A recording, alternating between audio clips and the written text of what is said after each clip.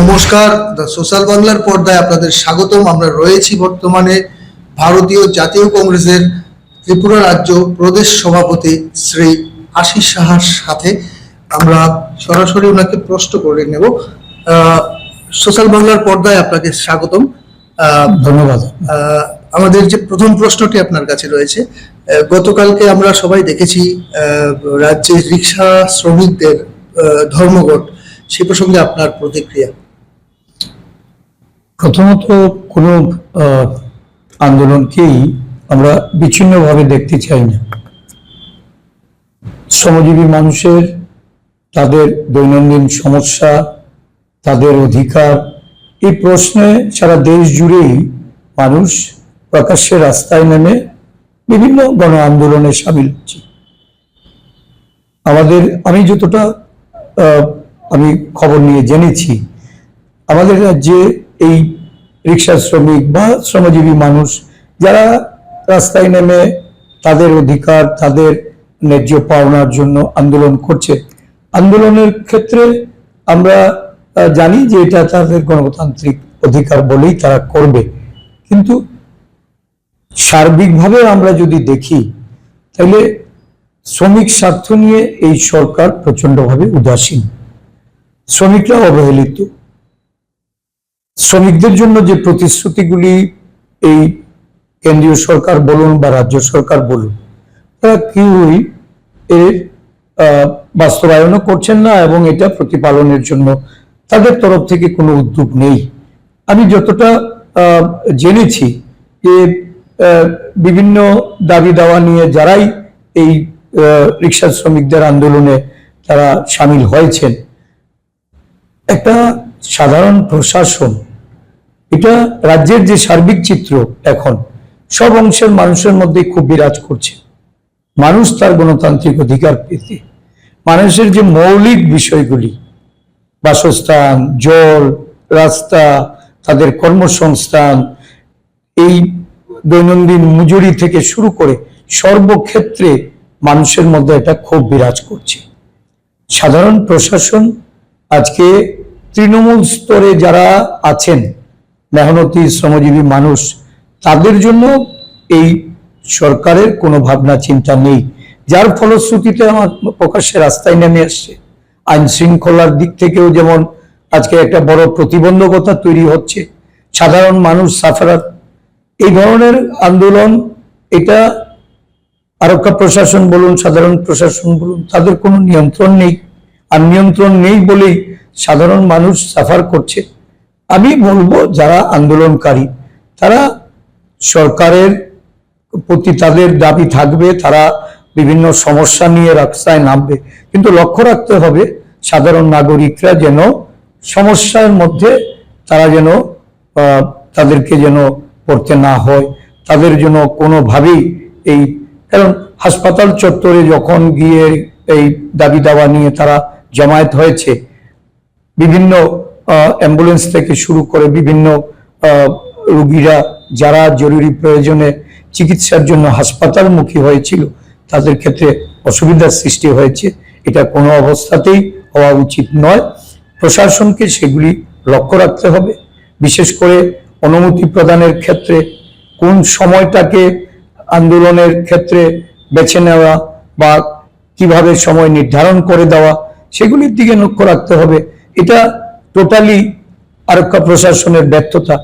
আর সত্যি কথা কি, এখন সাধারণ প্রশাসন বলুন আর আরক্ষা প্রশাসন বলুন, এরা দলদাসে পরিণত হয়েছে। শাসক দলের কর্মসূচি দেখলে তারা নিজেদেরকে সমর্পণ করে, এতে করে সারা রাজ্যেই সমস্যা হচ্ছে। এটা শুধু আগরতলার কালকের যে আন্দোলন, এই আন্দোলনকে কেন্দ্র করে নয়, শাসক দলের যত জায়গাতে যত ধরনের আন্দোলন হচ্ছে, এই আন্দোলনে দেখা যায় এটা একমুখী একটা প্রশাসনিক লেজুর ভিত্তির প্রবণতা। বিরোধী দলকে প্রতিহত করা হচ্ছে, বিরোধী দলের কর্মসূচিতে প্রতিবন্ধকতা তৈরি হচ্ছে, বিরোধী দলের ক্ষেত্রে যত রকম বিধিনিষেধ করা যায় সেগুলি আরোপ করা হয়। কিন্তু শাসক দল বা শাসক দলের নামধারী যারাই কোনো ধরনের আন্দোলনে যাচ্ছে, সেখানে প্রশাসন স্তব্ধ হলেও প্রশাসনের কোনো গুরুত্বপূর্ণ ভূমিকা নেই। রাজ্যের বর্তমান পরিস্থিতি নিয়ে জনগণের কাছে কি কোনো মেসেজ আপনি দিতে চাইছেন? দেখুন, বর্ষাকালীন পরিস্থিতিতে মানুষ নানাভাবে বর্ষার জলে জলমগ্ন হয়ে শহরবাসী ক্ষতিগ্রস্ত, নদীর জলস্তর বৃদ্ধি হয়ে যারা নদীর পার্শ্ববর্তী অঞ্চলে বসবাসকারী তাদেরকেও নানাভাবে ক্ষয়ক্ষতির সম্মুখীন হতে হচ্ছে। একসময় বিগত সরকারের আমলে আমরা দেখেছিলাম যে মানুষকে আশ্রয় শিবিরে গিয়ে তাদের এই জলমগ্ন অবস্থা থেকে পরিত্রাণ পেতে হয়েছে, এবং আগরতলা শহর সহ বিভিন্ন মফস্বল শহরগুলি, নগর পঞ্চায়েত, পুর পরিষদ এলাকা, সেগুলি যখন জলমগ্ন হয়েছে তখন সাধারণ মানুষ বিপন্ন অবস্থায় তারা সরকারের উপর খুব উগরে দিয়েছে।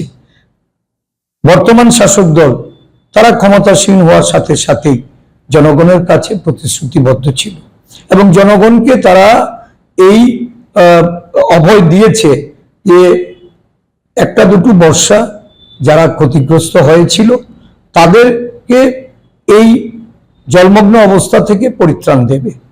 কিন্তু দেখা গেল গত কয়েকদিন আগে যে বৃষ্টির জমা জলে আগরতলা শহর সহ কৈলাসহর টাউন বা আমাদের রাজ্যের বিভিন্ন নদীর পার্শ্ববর্তী এলাকাগুলি যেভাবে মানুষ এই বন্যার কবলিত অবস্থায় আশ্রয় শিবিরে গেছে, প্রায় 12-13 হাজার পরিবার এই বন্যায় ক্ষতিগ্রস্ত হয়েছে। সাধারণ মানুষ শিবিরে আশ্রয় নিয়ে তাদের নানা অসুবিধার সম্মুখীন হয়েছে। এটা তো হওয়ার কথা ছিল না।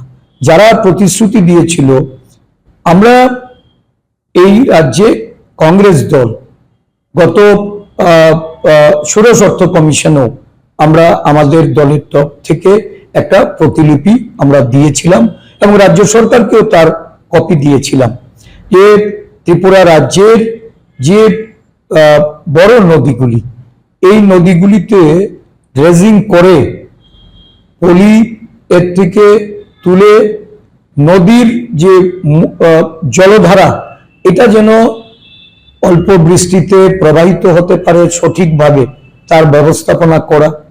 আমরা একসময় দেখেছি রাজ্যের প্রাক্তন মুখ্যমন্ত্রী, বর্তমান মুখ্যমন্ত্রীও এই একই দলের, তারা এই জনগণের কাছে প্রতিশ্রুতি দিয়েছিলেন যে নদী ড্রেজিং করা হবে। ব্রহ্মপুত্র নদী কমিশনের কাছে নানা প্রস্তাবের কথা তারা শুনিয়েছিলেন। আজকে অবধি কোন নদী 1 ইঞ্চিও বালি বা পলিস্তর এটা তারা তুলতে কোনো ধরনের পদক্ষেপ আমরা লক্ষ্য করিনি। আমরা দেখছি যে শহর জলমগ্ন হচ্ছে। শহরের পার্শ্ববর্তী যে অঞ্চল দিয়ে শহরের জল এটা স্বাভাবিকভাবে প্রবাহিত হওয়ার কথা, হাওড়া নদী বা কাটা খাল, এর সংস্কার যেটা প্রয়োজন ছিল, বলা হয়েছে সংস্কার হবে, আজকে অবধি কোনো পদক্ষেপ নেই। শহর জলমগ্ন হচ্ছে। আমরা বারংবার এই স্মার্ট সিটি কথা যখন বলি, আমরা বলছি যে একটা বিশেষজ্ঞদের মতামত নিয়ে আগরতলা শহরের নিষ্কাশনী ব্যবস্থার উন্নয়নের জন্য স্মার্ট সিটির যে প্রকল্পে অর্থ এসে এই অর্থ ব্যয় করা, কিন্তু দেখা গেছে অপরিকল্পিতভাবে ও বৈজ্ঞানিকভাবে এবং দুর্নীতির মাধ্যমে, দুর্নীতির দ্বারা যখন এই উন্নয়ন কাজ নানা জায়গায় এটা সংগঠিত হচ্ছে বা হয়েছে, এতে করে শহরবাসী কোনোভাবেই জল নিষ্কাশনী ব্যবস্থায় বলুন বা শহরের বর্ষার জমা জলের এই যে মানুষের যে নানাভাবে ক্ষতির সম্মুখীন হওয়া, এর থেকে পরিত্রাণ পাচ্ছে না। তো এটা কি ধরনের উন্নয়ন? উন্নয়ন তো হবে মানুষের প্রয়োজনে, তো মানুষের পার্টিসিপেশন কোথায়? জনগণের মতামত গ্রহণ না করে একটা ইচ্ছে মতো পরিকল্পনা হাতে নিয়ে যারা এটাকে বাস্তবায়ন করবেন, স্বাভাবিকভাবেই দেখা যাচ্ছে শহরের জলমগ্ন অবস্থাটা দিন দিন বৃদ্ধি পাচ্ছে, নতুন নতুন এলাকা জলমগ্ন হচ্ছে এবং মানুষ ক্ষতিগ্রস্ত হয়ে তারা ত্রাণ শিবিরের দিকে ছুটছে। ত্রাণ শিবিরে গিয়ে ওই ত্রাণ বন্টন করা, ত্রাণ বন্টন করার ক্ষেত্রে নিজের ছবি সম্মিলিত ত্রাণের প্যাকেজ তুলে দেওয়া, এটা কিন্তু জনগণ চায় না। জনগণ চায় যে কিভাবে নিষ্কাশনী ব্যবস্থার উন্নতি করে শহরকে জলমগ্ন অবস্থা থেকে পরিত্রাণ করবে।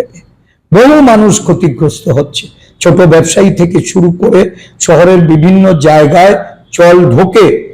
সবাই তো আর ত্রাণ শিবিরে যান না। শহর মধ্যবর্তী এলাকার যারা অধিকাংশরাই তারা কিন্তু ক্ষতিগ্রস্ত হলেও তার কোনো ক্ষতিপূরণ পায় না, কোনো আর্থিক পুনর্বাসন তাদের জন্য হয় না।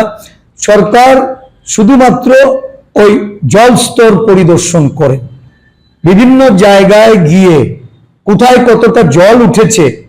আমি দেখেছি যে এখানে ওই ইন্টিগ্রেটেড সিস্টেমে যারা শহরের বিভিন্ন এলাকার এই জল স্তর এটাকে পর্যবেক্ষণ করেন, এতে শহরবাসীর কি লাভ হয়? কোটি কোটি টাকা ব্যয় হয়েছে, নানা পরিকাঠামোগত উন্নয়নের কথা বলে এই যে কোটি টাকা ব্যয় করেছে। হাওড়া রিভার ফ্রন্টে 100 কোটি টাকার উপর ব্যয় বরাদ্দ, এটার কাজ চলছে। গত কয়েকদিন আগে নদীর প্লাবনে সেখানের যে পার্ক বলুন, সেখানকার যে সমস্ত স্ট্রাকচারাল যে সমস্ত অ্যাক্টিভিটি তারা করেছেন, একটি জায়গাতেও কিন্তু তারা জল আটকাতে পারেননি। এই শহরকে বাঁচাতে গেলে সর্বাগ্রে প্রয়োজন হাওড়া নদীর নাব্যতা বাড়ানো, কাটাখালের নাব্যতা বাড়ানো, কাটাখাল বাধাই করা, শহরের দক্ষিণাঞ্চলের পার এটাকে উঁচু করে বাধাই করে যাতে জলে ওই অঞ্চলের ভিতরে গিয়ে প্রবেশ না করতে পারে, তার জন্য ব্যবস্থা করা। এই পার্ক সৃষ্টি করে কি লাভ হয়েছে?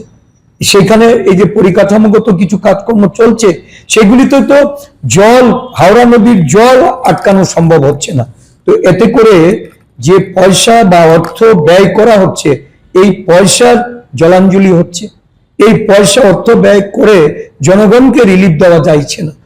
জনগণ কি চাইছে? জনগণ চাইছে বর্ষার জলে যেন মানুষের ক্ষতিগ্রস্ত হতে না হয়, মানুষকে যেন আশ্রয় শিবিরে গিয়ে সেখানে অবস্থান করতে না হয়। কিন্তু এই সরকার এগুলি করছেন না। সার্বিক অবস্থা বলতে যা বোঝায়, এখানে চূড়ান্ত আইন শৃঙ্খলার অবনতি, প্রশাসন বলতে কিছুই নেই। আপনারাই দেখছেন রাজ্যের বিভিন্ন প্রান্তে এই যে শরিকি কুণ্ডল, নানাভাবে আপনার গোষ্ঠী, অন্তর্দলীয় গোষ্ঠীবাজি, প্রতিদিন কোথাও না কোথাও এই ধরনের ঘটনা সংঘটিত হচ্ছে। আইন শৃঙ্খলার চূড়ান্ত অবনতি হচ্ছে, পুলিশ প্রশাসনকে সঠিক কাজ করতে দেওয়া হচ্ছে না। আমরা বিশ্বাস করি যে পুলিশ পারে না বা আরক্ষা প্রশাসন নিয়ন্ত্রণ করতে পারে না, এরকম কোনো বিষয় নেই। আরক্ষা প্রশাসন অবশ্যই সমস্ত নিয়ন্ত্রণে এনে মানুষকে শান্তি সম্প্রীতি এটা ফিরিয়ে দিতে পারে। কিন্তু যারা আজকে মহাকরণ থেকে প্রশাসনটাকে পরিচালনা করছেন, বিশেষ করে এই রাজ্যের মুখ্যমন্ত্রী, মন্ত্রী, বিধায়করা, তারা এই রাজ্যের প্রশাসনিক ব্যবস্থার মধ্যে হস্তক্ষেপ করে সাধারণ প্রশাসন, পুলিশ প্রশাসন, সমগ্র প্রশাসনকে কুক্ষিগত করার একটা প্রয়াস নিয়েছে। অগণতান্ত্রিক উপায়ে, অসাংবিধানিক ভাবে, অনৈতিকতার আশ্রয় নিয়ে সারা দেশ জুড়ে যেভাবে শাসক দল, কেন্দ্রের সরকার পরিচালনা করছে, আমাদের রাজ্যেও এই রাজ্য সরকার পরিচালিত হচ্ছে। এর থেকে পরিত্রাণ পাওয়ার জন্য মানুষকে ঐক্যবদ্ধ হতে হবে, মানুষকে প্রতিবাদমুখী হতে হবে। বেরিয়ে এসে আমরা জাতীয় কংগ্রেস একটা বিকল্প শক্তি রূপে আজকে এই রাজ্যের মানুষের কাছে যাচ্ছি, মানুষের কাছে আবেদন রাখছি, আসুন গণতন্ত্র পুনরুদ্ধারের লড়াইয়ে সামিল হন, সংবিধান বাঁচাতে আমাদের সঙ্গে কাঁধে কাঁধ মিলিয়ে এই সক্রিয় ভূমিকায় আপনারা অবতীর্ণ হন। এই রাজ্যে আমরা শান্তি, সম্প্রীতি এবং ঐক্য সংহতি প্রচেষ্টায় আমাদের জাতীয় কংগ্রেস দলের এই প্রয়াসকে শক্তিশালী করতে হবে। আরেকটা শেষ প্রশ্ন আপনাকে করব, যেখানে আমরা প্রায় সময় দেখে নিচ্ছি যে সরকারি মন্তব্যে বলা হচ্ছে যে গণতন্ত্রে আমরা বিরোধীদের গুরুত্ব দিয়ে থাকি, সেই হিসেবে আপনি কি বলবেন যে বিরোধীদের কোনো গুরুত্ব দেওয়া হয় না বলেই কি আপনি ভাবছেন, না বা দেওয়া হয়? এই রাজ্যে বিজেপি সরকার প্রতিষ্ঠিত হওয়ার পর গণতন্ত্রের কথা বলে যারা সরকারে প্রতিষ্ঠিত হয়েছে বা গণতান্ত্রিক ধ্যান ধারণা নিয়ে সরকার পরিচালনার জন্য জনগণের কাছে যারা প্রতিশ্রুতিবদ্ধ ছিল, মানুষ দেখেছে বিরোধী দল, আমরা কংগ্রেস দল এই রাজ্যে বিজেপি সরকারের আমলে আমাদের দলীয় অফিস প্রায় 140টির উপর দলীয় অফিস তারা দখল করে নিয়েছে, ভাঙচুর করেছে, তার আসবাবপত্র সমস্ত কিছু লুট করে নিয়ে গেছে এবং বিভিন্ন অঞ্চলে আগুন জ্বালিয়ে পুড়িয়ে দিয়েছে। এই ধরনের ঘটনা প্রায় 140টির উপরে। আমরা নানা সময়ে এর জন্য পুলিশের কাছে গেছি, আমরা এই বিষয়গুলি তুলে ধরে তৎকালীন মুখ্যমন্ত্রীর গোচরও আমরা নিয়েছি, কিন্তু তার কোনো বিহিত হয়নি। কোনো গণতান্ত্রিক আন্দোলন এই রাজ্যে সংগঠিত করতে গেলে প্রথমত পুলিশের তরফ থেকে বা আরক্ষা প্রশাসনের তরফ থেকে সেখানে একটা প্রতিকূলতা তৈরি করার ষড়যন্ত্র থাকে।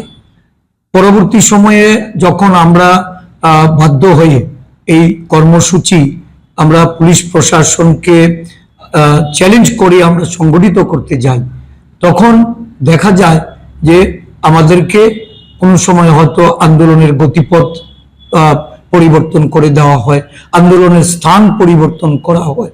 এগুলি একটা গণতান্ত্রিক দল হিসাবে বা গণতান্ত্রিক পরিবেশে সেগুলি করে ওঠা সম্ভব হয় না।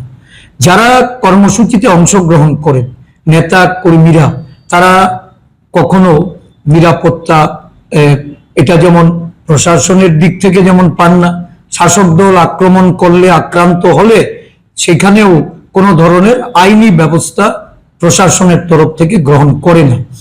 এই পরিস্থিতিতে যতটুকু প্রতিরোধ গড়ে তুলে আমরা কর্মসূচি করতে পারি সেটা হচ্ছে এই রাজ্যে বুদ্ধিজীবী বলুন, সাধারণ মানুষ বলুন, বিভিন্ন আপনি সংবাদপত্রের তরফ থেকেই বলুন, সমস্ত অংশের এই রাজ্যে এই সরকার প্রতিষ্ঠিত হওয়ার পর বহু সাংবাদিক লাঞ্ছিত হয়েছে।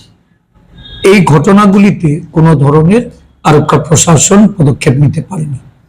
আমরা দেখেছি যে যারাই প্রতিবাদ করেছেন তাদের বিরুদ্ধে হেনস্থা করার জন্য নানাভাবে এই শাসক দল তারা তাদের বাড়ি ঘরে গিয়ে ভাঙচুর করেছে, লুটপাট করেছে, তাদেরকে আক্রমণ করে মারধর করেছে।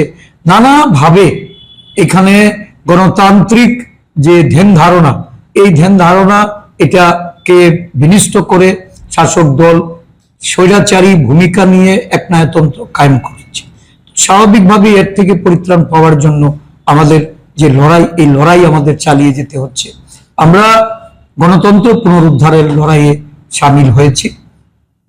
এই রাজ্যে মুখ্যমন্ত্রী সুশাসনের কথা বলেন, কিন্তু ওনার সুশাসনে প্রতিনিয়ত নারী নির্যাতন, নারী ধর্ষণ, ধর্ষণ করে খুন, সংঘবদ্ধভাবে এখানে গণধর্ষণ সংগঠিত হলেও প্রতিদিন মহিলাদের শ্লীলতাহানি থেকে ঘটনা দৈনন্দিন, এটা ন্যাশনাল ক্রাইম ব্যুরোর রেকর্ডেও আমাদের রাজ্যের যে বর্তমান অবস্থান, নারী ঘটিত অপরাধে আমরা তৃতীয় স্থানে।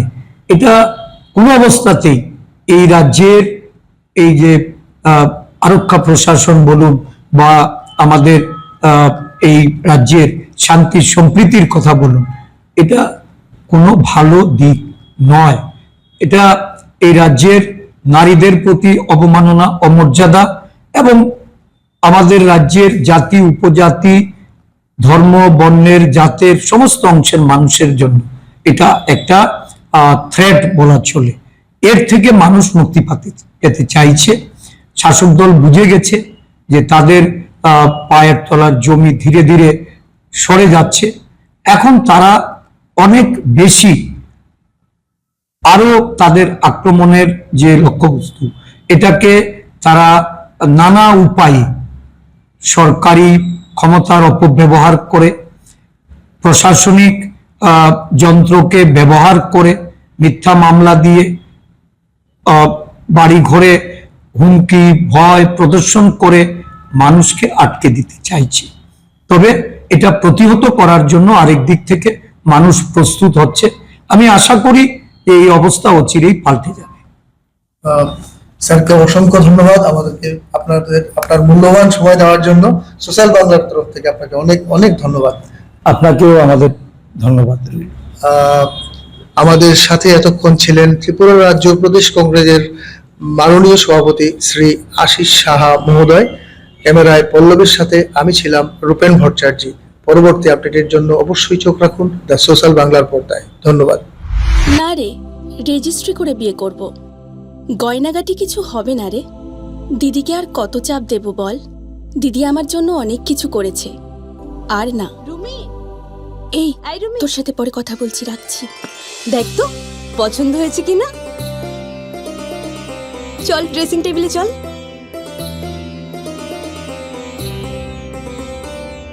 দিদি তুই পছন্দ হয়েছে? তুই নিজে বিয়ে করলি না, আমায় লেখাপড়া শেখালি, আজ বিয়ে দিচ্ছিস, মা বাবার কোনো অভাব রাখিসনি, আজ এভাবে সাজাচ্ছিস কেন? কোনো দিদি কি পারে না তার আদরের বোনের মা বাবা হতে? তোকে কি সুন্দর লাগছে। রাধাকৃষ্ণ জুয়েলারিতে চলছে বিবাহ মঙ্গল উৎসব। বিয়ের গয়নার প্যাকেজ মাত্র 1 লক্ষ টাকা থেকে শুরু। প্রতি বিয়ের গয়নার প্যাকেজের মজুরিতে থাকছে 15% ডিসকাউন্ট এবং ফ্রি ইন্স্যুরেন্স। তাছাড়াও জ্যোতিষ বিষয়ক পরামর্শ দেওয়ার জন্য আমাদের শোরুমে থাকছেন হস্তরেখাবিদ প্রান্তোষ ভট্টাচার্য, জ্যোতিষশাস্ত্রী, কলকাতা। অ্যাপয়েন্টমেন্টের জন্য অগ্রিম নাম নথিভুক্ত করুন রাধাকৃষ্ণ জুয়েলারি, উষা বাজার, আগরতলা, ধর্মনগর এবং বিলোনিয়া।